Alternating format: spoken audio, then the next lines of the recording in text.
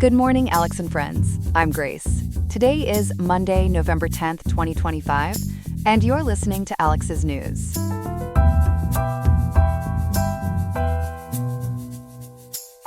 The high in Riverside today is 89.7 degrees, with a low of 57.9, so expect a warm start to the week with mild evenings ahead. Coming up, we'll examine the motivations behind President Trump's pardons for 77 associates tied to efforts to undermine the 2020 election results, and explore what drove a Nevada senator to break ranks with their party and help resolve the nation's longest government shutdown. Plus, other key developments from around the world. All this and more on Alex's News. Stay tuned.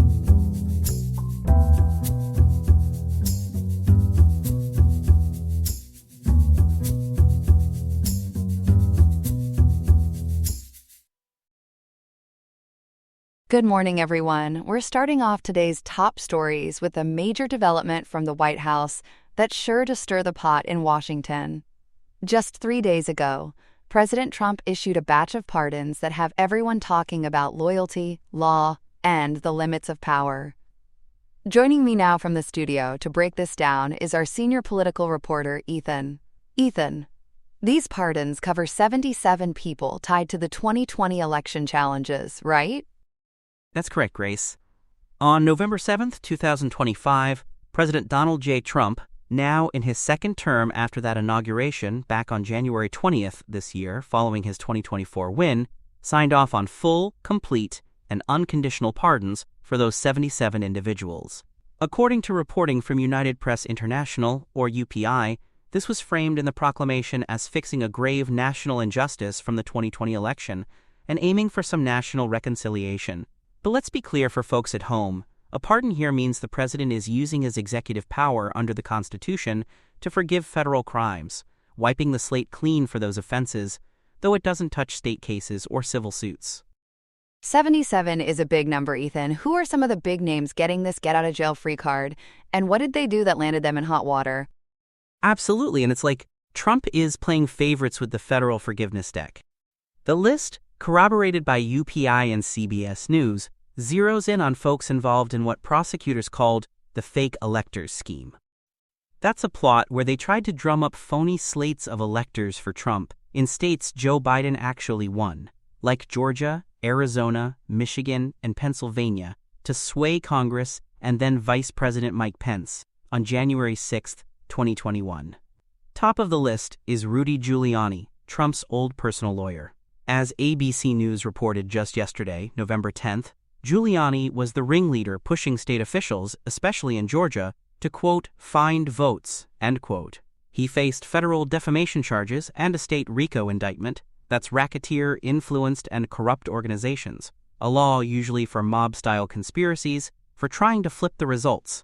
This pardon is like a long-awaited pat on the back, since he didn't get one in Trump's first term. RICO sounds heavy-duty. And moving down the list, what about Mark Meadows? I know he was deep in the White House mix. Meadows, who was White House Chief of Staff from 2019 to 2021, gets a full pardon too. NPR's coverage, featured in Cap Radio's Morning Edition Roundup today, November 10th, highlights how he bridged the White House to state legislatures, pushing those alternate electors. He was subpoenaed by the House January 6th committee and charged in Georgia's RICO case. Remember that call Trump made to Georgia's Secretary of State Brad Raffensperger?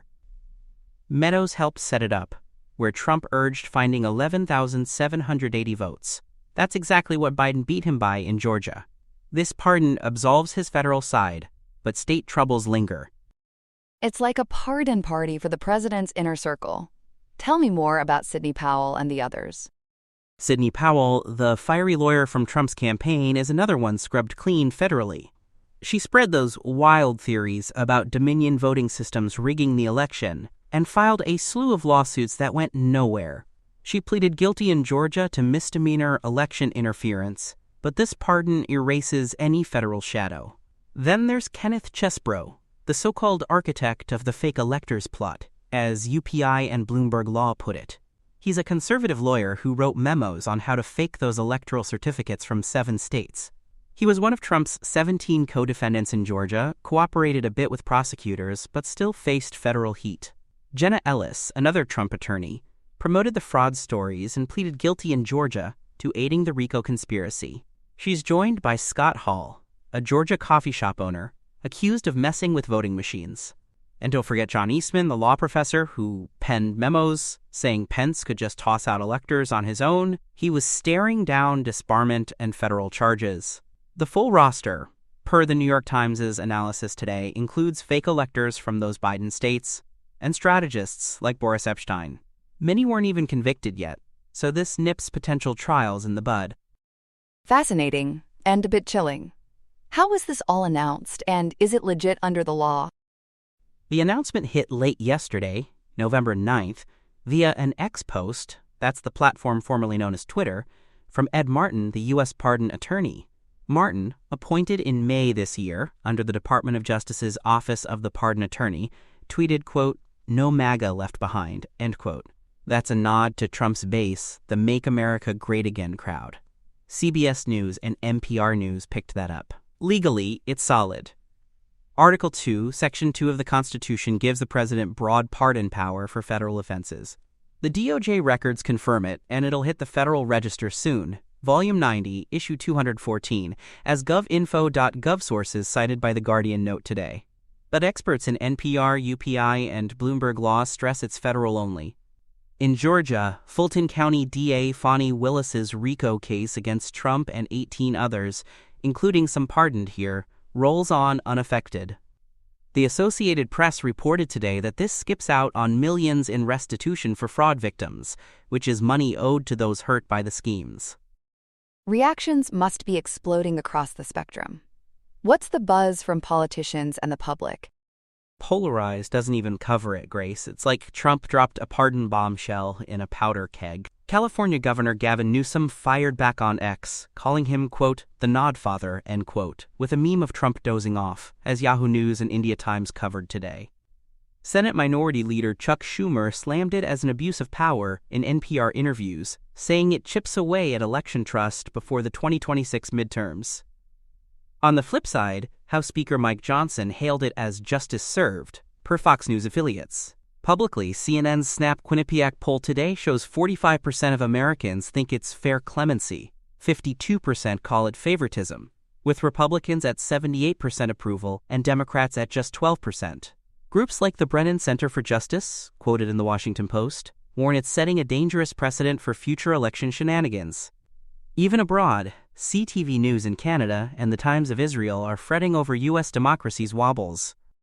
This fits a pattern, doesn't it? Trump's been generous with the pardon pen. Spot on. UPI traces it to his first term's 237 clemency acts, often for buddies. This year alone, after that January 20th blanket pardon for over 1,500 January 6th rioters, including Proud Boys and Oath Keepers convicted of seditious conspiracy, which killed 5 and sparked over 1,400 charges by May 2024, he's kept it up. Others include MLB star Darryl Strawberry for drugs, Binance's Changpeng Zhao for money laundering, ex-Illinois Governor Rod Blagojevich for corruption, and even Devon Archer linked to Hunter Biden. Plus Tennessee polls and Las Vegas's Michelle Fiore. Cap Radio's NPR analysis today, with Stanford's Bernadette Myler, says these not only erase convictions but restore voting and gun rights, which could fire up more schemes. Bloomberg Law adds the financial hit over $10 million in waived restitution. And with that looming longest-ever government shutdown tied to election fights, it's fanning flames, delaying SNAP benefits, and frustrating folks per NPR briefs. Phew, Ethan, you've painted a vivid picture of this pardon parade and its ripple effects. Thanks for breaking it all down so thoroughly. My pleasure, Grace. Always here to unpack the headlines. Welcome back to our morning broadcast on this crisp November 10th, 2025. As we turn to our second story of the day, the eyes of the nation remain fixed on Washington, where the federal government shutdown has now dragged on for over 40 days, eclipsing the previous record. Joining me now to unpack the latest developments, including a fresh NPR interview with Senator Catherine Cortez Masto, is our Washington correspondent Chloe. Chloe, good morning. Set the stage for our viewers on this historic standoff. Good morning, Grace. You're absolutely right. This shutdown kicked off on September 30th, 2025, though some outlets like The Guardian pegged the effective start to October 1st. By today, it surpassed the 35-day mark from the 2018 to 2019 shutdown under President Trump, making it the longest in U.S. history. At its core, according to NPR's Morning Edition hosted by Steve Inskeep, the impasse stems from Congress failing to pass appropriations bills for fiscal year 2026. Democrats are digging in their heels over extending Affordable Care Act subsidies, those enhanced premium tax credits first rolled out during the COVID pandemic, to keep health insurance premiums from skyrocketing. Chloe, for folks tuning in who might not follow the ins and outs of healthcare policy, can you break down what these ACA subsidies do and why they're such a sticking point right now? Sure, Grace. The Affordable Care Act, often just called Obamacare, provides these subsidies to help middle and lower-income Americans afford marketplace health plans. Without extension, premiums could jump dramatically for up to 21 million enrollees, as estimates from PBS.org analyses warn. These credits are set to expire at the end of 2025, which from today is about 51 days away. In her NPR interview, Senator Cortez Masto, the Democratic senator from Nevada, called it a failure in governing not to address this amid the shutdown. She pointed out broad bipartisan support, even from some Republicans, and pushed for a two-pronged fix: reopen the government now and tackle healthcare separately through bipartisan legislation. Quote, she said, end quote, "We can keep the government open and still work together on healthcare. It's not an either-or." That's a pragmatic approach amid all the gridlock. But Chloe, the human cost of this shutdown is heartbreaking. How is it hitting folks on the ground, especially in states like Nevada, where the senator hails from? It's hitting hard, Grace, and Senator Cortez Masto made that frustration crystal clear in her talk with Inskeep. Over 800,000 federal workers and contractors nationwide are furloughed or working without pay, including thousands in Nevada. Many are on their second or third missed paycheck, turning them into what she called political pawns. In Nevada, a state hooked on federal jobs and tourism, families are scrambling with mortgage payments, food insecurity, and child care bills. The shutdown is stalling Department of Housing and Urban Development permits and Small Business Administration loans, freezing construction in places like Las Vegas and Reno. And tourism? Furloughs at national parks such as Great Basin and Lake Mead have led to canceled visits costing millions weekly in lost revenue, per data from the Nevada Independent.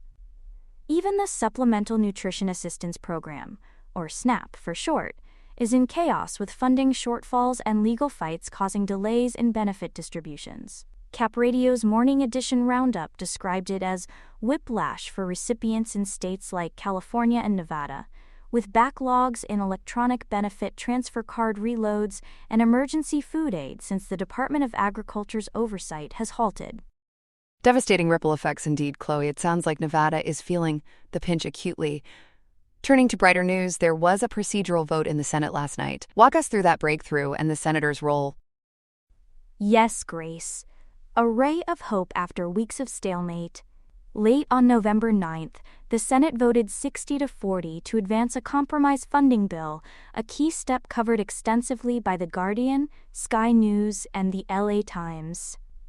This isn't final passage yet, but it signals real bipartisan momentum. The bill would fund the government through January 30th, 2026, giving a short-term bridge to dodge default and time for fuller appropriations. Importantly, it guarantees retroactive pay for all furloughed workers and contractors, a Democratic priority echoed in past shutdowns. Senator Cortez Masto was one of 8 Democrats who crossed the aisle to back this with Republicans, earning praise from Notice.org for putting working families first over party purity.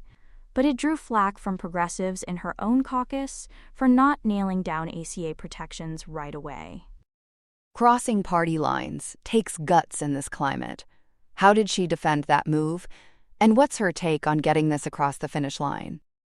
In the NPR interview and statements reported by the Nevada Independent and UALR Public Radio, she stood firm, saying, quote, end quote, "I don't believe in swapping the pain of one group of Americans for another. Too many hard-working individuals, seniors, and children were suffering," end quote.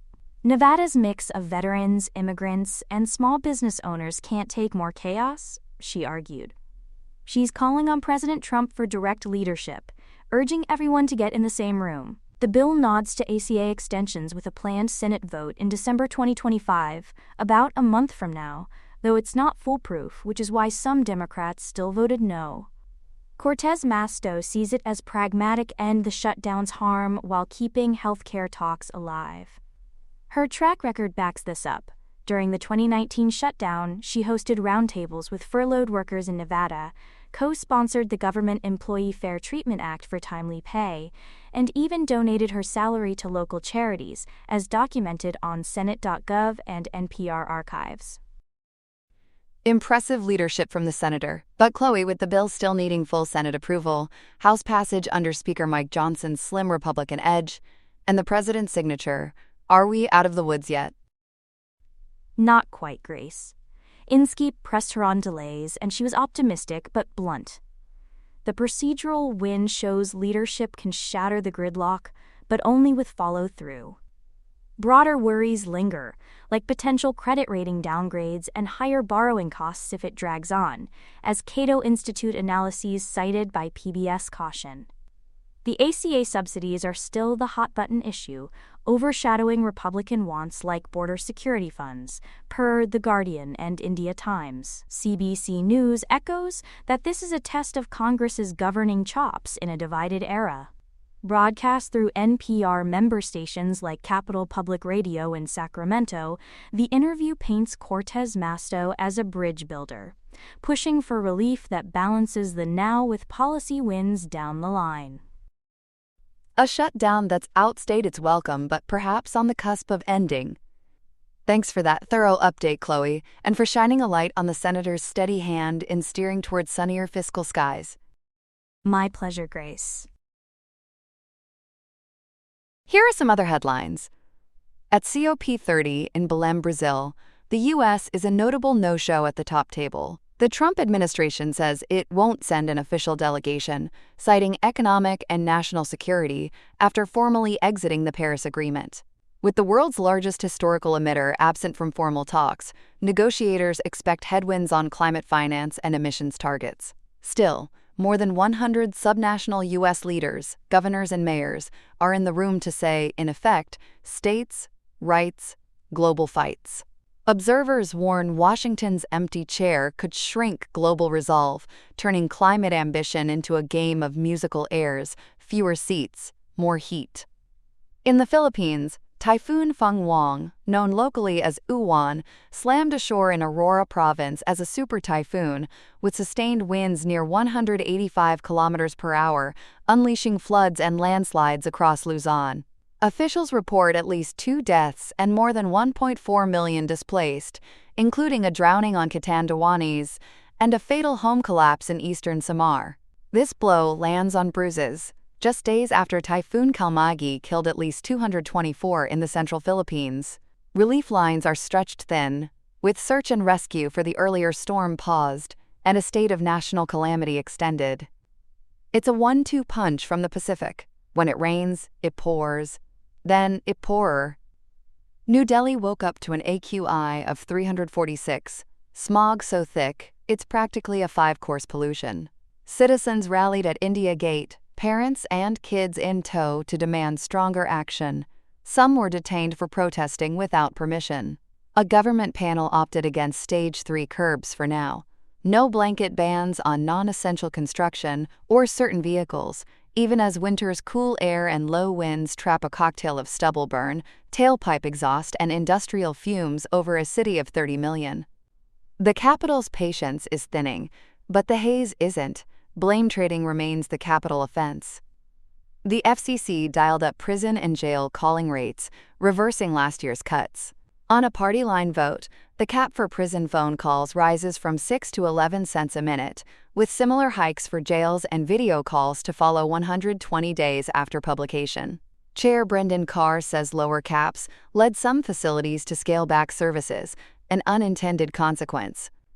Dissenting Commissioner Ana Gomez called the move indefensible, arguing it shifts money from struggling families to monopoly providers.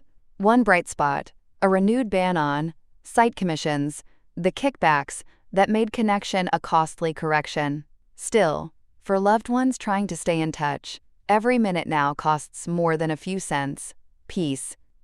And on Capitol Hill, Democrats in both chambers launched a joint probe after a ProPublica investigation found over 170 U.S. citizens detained by immigration agents this year, most of them Latino.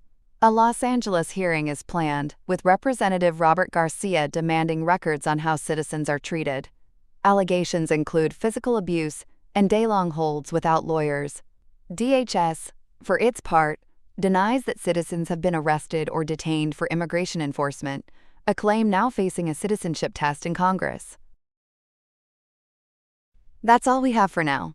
Today's episode was made by Alexander King with GPT-5, Gemini Pro 2.5, Gemini Flash 2.5, and Google Cloud Text-to-Speech. I hope you have a great day. I'll see you tomorrow, Alex.